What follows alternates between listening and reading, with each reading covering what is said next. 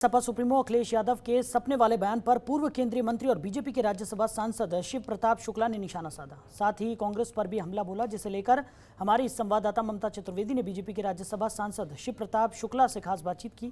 क्या कुछ कहा उन्होंने, सुनिए। से उत्तर प्रदेश में विधानसभा चुनाव नजदीक आ रहा है, वैसे जुबानी जंग भी तेज हो गई है। इस पर बातचीत करने के लिए आज हमारे साथ मौजूद हैं पूर्व केंद्रीय मंत्री और वर्तमान में भारतीय जनता पार्टी के राज्यसभा सांसद शिव प्रताप शुक्ला जी। अगर यूपी की बात करें तो चुनाव को देखते हुए जुबानी जंग बहुत ज़्यादा तेज हो गई है। अब जिस तरीके से कहा गया है, अखिलेश यादव का एक बयान आया, उन्होंने कहा कि सपने में भगवान कृष्ण ने उनको कहा है कि इस बार सपा की ही सरकार बनेगी। उनके इस बयान को और उनके इस सपने को आप कैसे देखते हैं? एक गाना आया था, सपना हुआ ना अपना।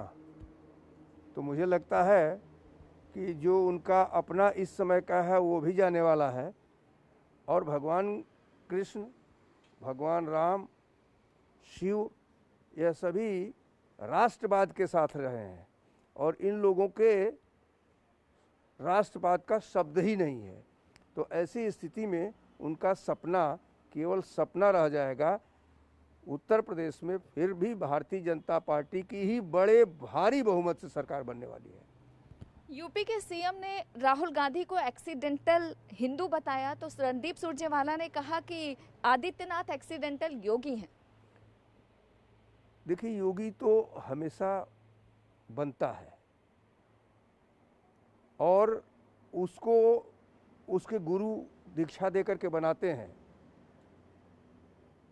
तो यह नहीं कि कोई जन्मजात योगी पैदा होता है, लेकिन जो शब्द आदित्यनाथ जी ने कहा है एक्सीडेंटल हिंदू, वह सही है। क्योंकि अगर देखा जाए तो सोनिया जी के वो पुत्र हैं, राजीव जी के पुत्र हैं, और इन लोगों ने कभी भी मंदिर और किसी को माना नहीं। चुनाव के लिए जरूर मंदिर का दौरा करते हैं। तो आदित्यनाथ जी का कथन सही है। रणदीप सुरजेवाला जी ने जो कहा है, उनको कम से कम हिंदू संस्कृति का ज्ञान करना चाहिए, उसके बाद शब्द बोलना चाहिए। आखिरी सवाल, जिस तरीके से लगातार उत्तर प्रदेश में इनकम टैक्स के छापे पड़ रहे हैं समाजवादी पार्टी से संबंधित लोगों के यहाँ, ये कहा जा रहा है कि ये चुनावी है। क्या आपको लगता है कि ये चुनावी हथकंडा है या फिर एजेंसियां अपना काम कर रही हैं?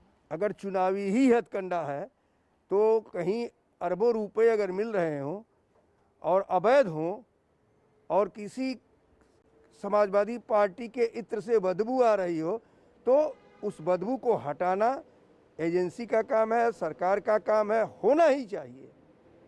अगर वह उसी को चुनावी मान रहे हैं तो चुनाव में क्या भ्रष्टाचार को जन्म देना चाहिए? क्या भ्रष्टाचार को पूरी तौर पुष्ट करना चाहिए? क्या इनकी सरकार में भ्रष्टाचार को पुष्ट किया जाता था?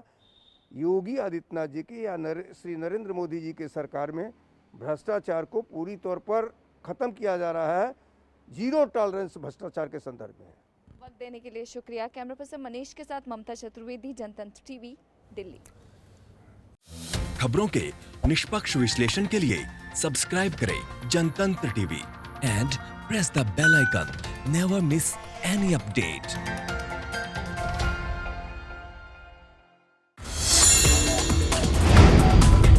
Download the Janatantra TV app, available on Google Play and App Store. Download it now.